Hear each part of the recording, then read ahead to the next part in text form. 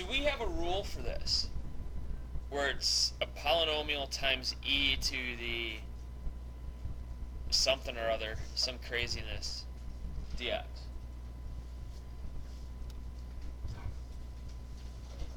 Are there any rule that we have for this?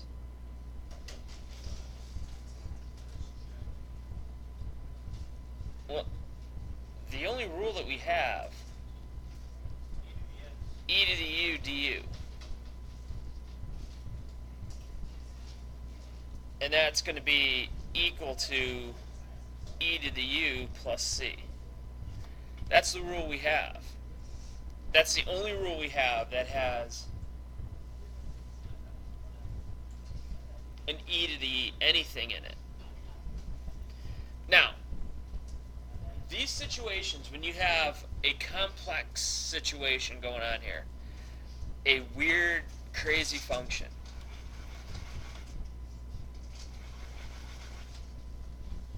if it was just like this, where it says e to the x plus 2x squared, if it was just e to the x, we'd be okay. It'd just be e to the x plus c. But it's not. If you focus on this, and whenever you have an e in the problem like this, you want to focus on e. If we had, let's say the function was e to the x cubed plus 2x plus 1, and I want to take the derivative of this with respect to x, what's that going to be equal to? Well, the derivative, it would be the same thing. It would be x cubed plus 2x plus 1, not plus c, because we're taking a derivative now. So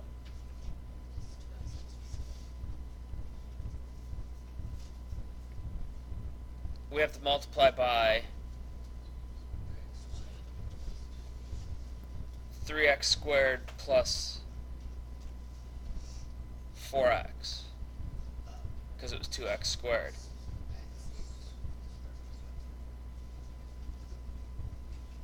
Which is the chain rule. Thank you. So basically what we're doing here is we're saying, well, what's going on here is a more complex function than just e to the x. There's got to be a function and its chain rule part to it. And what we need to figure out is what's the function and then what's the chain rule. Now, when we're talking about e to anything, we take a look at this. And especially this part right here. And I'm going to let u be equal to x cubed plus 2x plus 1 squared. What's u prime? Or not u prime, we'll call it du.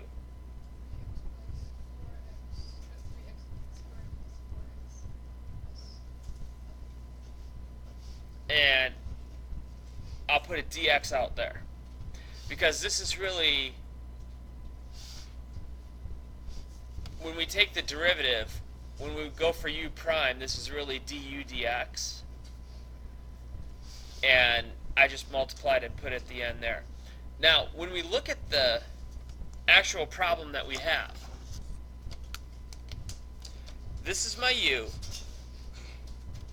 Do I have the two parts that make du? Do I have a 3x squared plus 4x? Yeah. Do I have a dx? Yeah. So I can take this and I can rewrite it as, since I have the 3x squared plus 4x times dx, I can replace that with a du, and I'll put the du at the end. And then I just have e to the u. So now I have e to the u du, which is just equal to what? E to the u plus c. Now, here's the thing. Never leave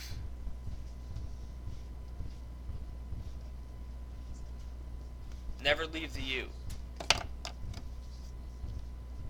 So it's e to what function?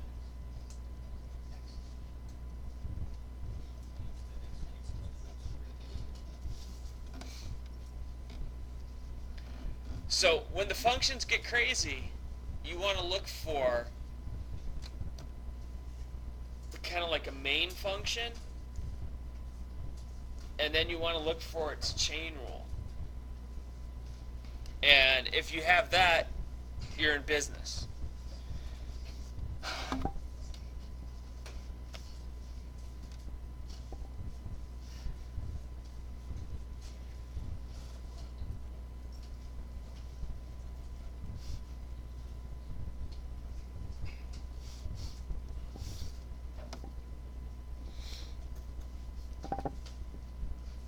Now here's another example. What do you think the main function that we're trying to integrate here is? The sine of something. So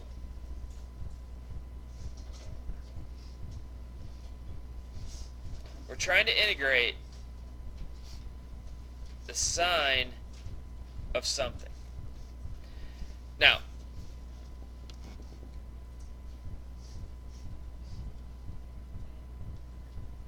I'm going to use the sine of x squared. I'm going to let that u be equal to x squared.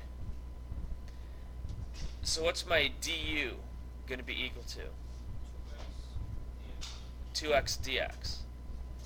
Now, do I have a 2x dx?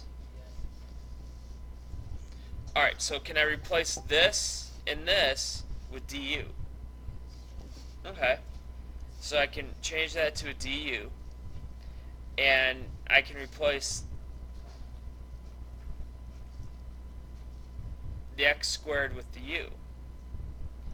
Now what's the derivative of the sine?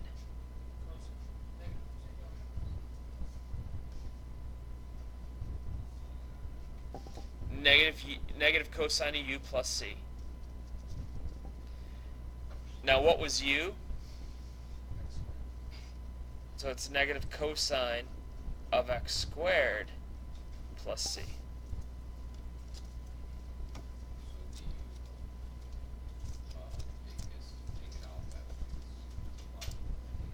Yep, sure does.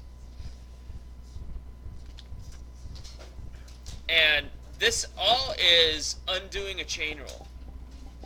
And so I was watching a video because I'm trying to find resources to put on the website for you to have. And they talked about it kind of like being Jeopardy. This is the answer of a derivative. You got to figure out what the function was before it.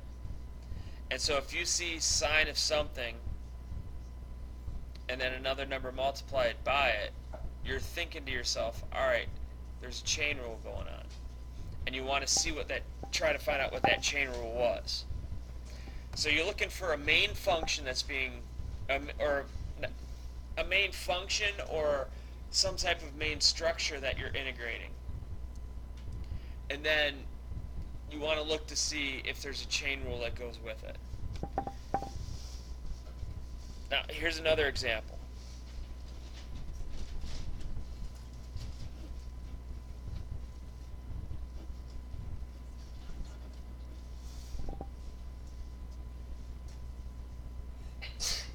What? Alright, so we had the integral. We have the indefinite integral of 2x times the quantity of x squared plus 4 raised to the 100th power dx. Now, my question is, what is the main thing being integrated here?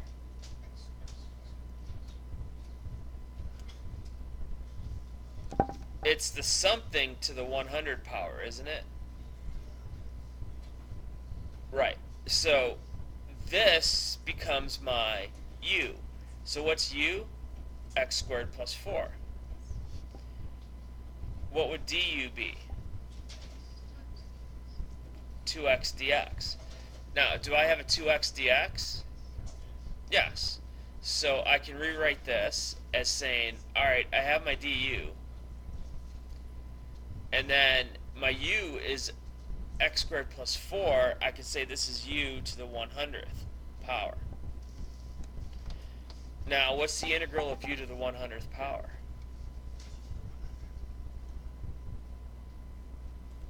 Yeah, u to the 101 over 101 plus c, which would be equal to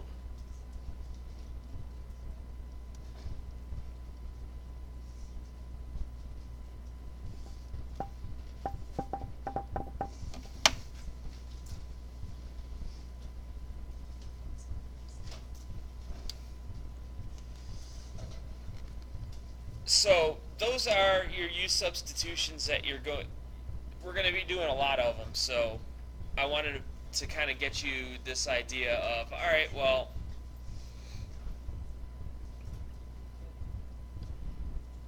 get into the idea that there's going to be a main function that you're going to be integrating, a main idea in this integrand, and that integrand is something raised to the 100th power.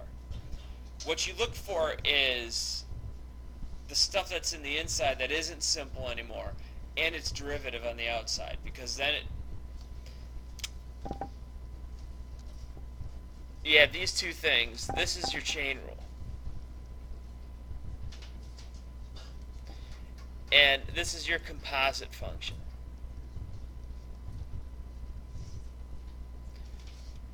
So even if the integrals don't fit nice and neat into one of the rules, we need to be able to build them into the rule,